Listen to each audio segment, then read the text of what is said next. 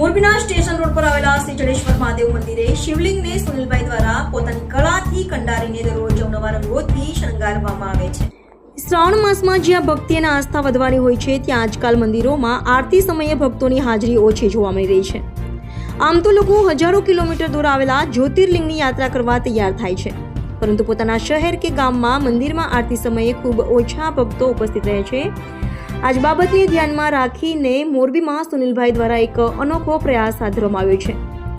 લોકો વધુમાં વધુ સંખ્યામાં આરતી સમયે ખાસ કરીને શ્રાવણ માસ દરમિયાન મંદિરે આવી શકે માટે જાગૃતિ ફેલાવવામાં આવી રહી છે।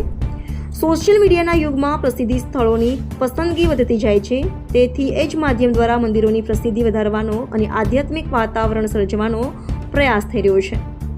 ખાસ વાત એ છે કે અહીં શિવલિંગને સુનિલભાઈ દ્વારા પોતાની કળાથી કંડારીને રોજ નવા રંગોથી સજાવવામાં આવે છે, જેના કારણે ભક્તોને દરરોજ નવો લુક જોવા મળે છે।